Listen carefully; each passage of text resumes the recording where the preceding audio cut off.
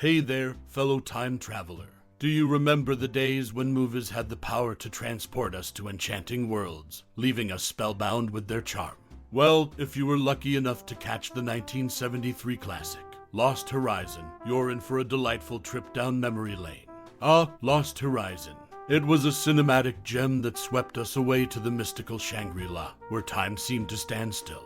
But let's not dwell on my nostalgia. I want to hear about yours. Do you remember the first time you watched it? The characters that captured your heart, the moments that made you gasp or laugh, or the overall experience that left an indelible mark on your soul? Was it the intriguing journey of Hugh Conway, the enigmatic High Lama, or perhaps the breathtaking landscapes that transported you to a utopian paradise? Share your cherished memories, and let's relive those moments together. Now, as we journey deeper into the world of Lost Horizon, let me share some fascinating random facts about this timeless classic that you might not know. So, fasten your seatbelts, because we're about to uncover some hidden gems from the past. Lost Horizon, released in 1973, is a film adaptation of James Hilton's 1933 novel of the same name. Directed by Charles Jarrott, it tells the captivating story of a group of individuals who find themselves in the mystical and idyllic Shangri-La, a hidden paradise nestled in the Himalayas. The film's iconic characters include the idealistic diplomat Robert Conway, played by Peter Finch, and the enigmatic High Lama, portrayed by John Gielgud. With its lush cinematography and serene landscapes, Lost Horizon is known for its unique style, emphasizing the allure of a utopian world contrasted against the chaos of the outside. It explores themes of escapism, the pursuit of happiness, and the consequences of isolation. While the 1973 adaptation received mixed reviews and faced challenges during production, the concept of Shangri-La as a symbol of tranquility and hope has endured in popular culture. The film remains a thought-provoking exploration of the human desire for a perfect world, leaving audiences with lingering questions about the nature of happiness and the price of paradise. In the 1973 movie Lost Horizon, professional vocalists Jerry Whitman and Diana Lee provided the singing voices for Peter Finch and Liv Ullmann, respectively. They also lent their voices to the Disneyland Records' Release the World as a Circle, which featured several songs from the movie, along with other show tunes. Andrew Willis, meanwhile, was the singing voice for Olivia Hussey in the film. Aside from the vocal talents, Lost Horizon had a notable influence on fashion and consumer products. Fashion designer Pierre Cardin launched a line of costume jewelry, watches, and belts inspired by the film. Marrakech Limited introduced Lost Horizon shirts for men, Periphery had a line of women's attire, Ridger offered colognes and soaps, and Brown Jordan designed a line of rattan furniture, all aiming for that Shangri-La look. Craft Masters even released a paint-by-number set, and Saalfeld marketed a Lost Horizon coloring book, capitalizing on the movie's aesthetic appeal. Interestingly, before Liv Ullmann, Dame Julie Andrews, Jean Arthur, and Barbara Stanwyck were approached for the role of the teacher in Lost Horizon, but all of them declined. These various aspects of Lost Horizon show how the film's impact extended beyond the screen, leaving a mark on both music and fashion industries while also being associated with some notable casting decisions.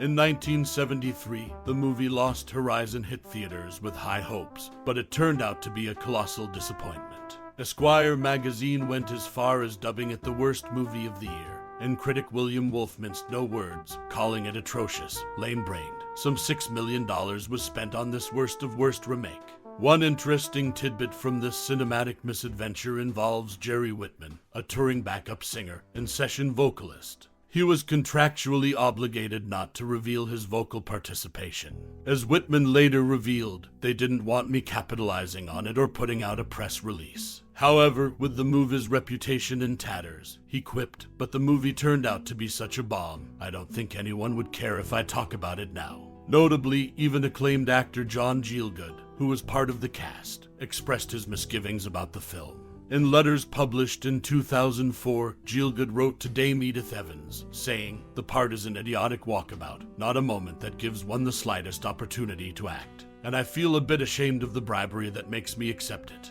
He also described his character as a very stupid part, and lamented that his costume and shaved head made him feel like a Tibetan version of Portia in the trial scene from The Merchant of Venice, with a hint of von Stroheim's grandson by Yelbrunner. Lost Horizon may not have found success at the box office or with critics, but it certainly left an indelible mark on those who were part of it, for better or worse.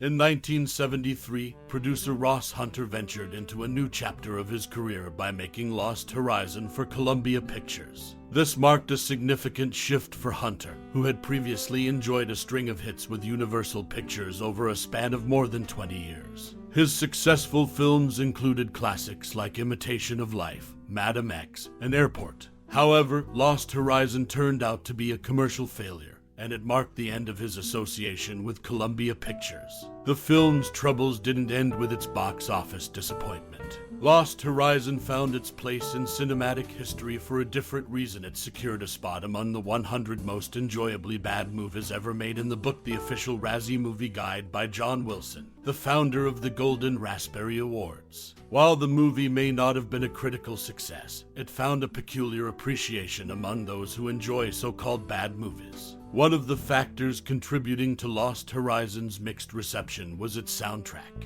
In a 1975 interview with Rona Barrett, producer Ross Hunter candidly admitted to the film's musical shortcomings. Hunter explained, "When we hired Bacharach and David to write the songs, we didn't know they were on the verge of dissolving their partnership.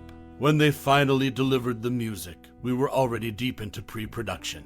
We knew it was a bum score, but we couldn't do anything about it." In the world of cinema, Lost Horizon may not have been a resounding success, but it certainly left its mark as a curious chapter in both Ross Hunter's career and the annals of film history. In the 1973 movie Lost Horizon, actor Michael York had some less than glowing thoughts about the film's production. Despite producer Ross Hunter's reputation for grandiose sets, York found the decorations in the movie tacky. The scenes set in the Lamasery were shot in Burbank during a sweltering summer, leading York to dub the location as Shangri-La in the smog. Interestingly, Lost Horizon stood out in the 1970s as one of the few mainstream American movies that never saw a VHS release in the United States. It wasn't until 2011 that Sony finally released the movie on DVD, making it available to a wider audience after a limited edition Laserdisc release in the early 1990s. On the set of Lost Horizon, George Kennedy didn't have the best experience working with John Gielgud. Kennedy later voiced his dislike for collaborating with Gielgud during the making of the film. In conclusion, Lost Horizon had its share of behind-the-scenes stories, from Michael York's opinions on the decor to the movie's peculiar release history, and the friction between actors. It remains a notable part of cinematic history.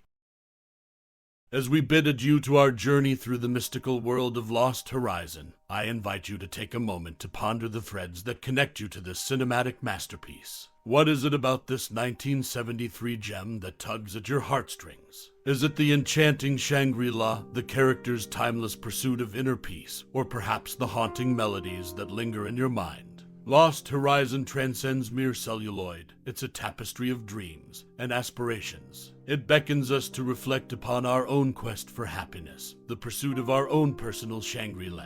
Have you ever found solace in unexpected places? Shared a moment of serenity amidst the chaos of life? This film is an exquisite mirror, reflecting the myriad ways in which we navigate our own journeys. Now, I encourage you to share your cherished memories, profound realizations, or simply your thoughts on Lost Horizon. Let your voice be heard, for it's in these shared reflections that the magic of cinema truly comes alive. So, what's your tale? Thank you for taking the time to embark on this cinematic expedition with us. Your interest and engagement have made this journey all the more meaningful. Until our paths cross again in the world of stories, keep exploring, keep reflecting, and keep dreaming. With heartfelt gratitude,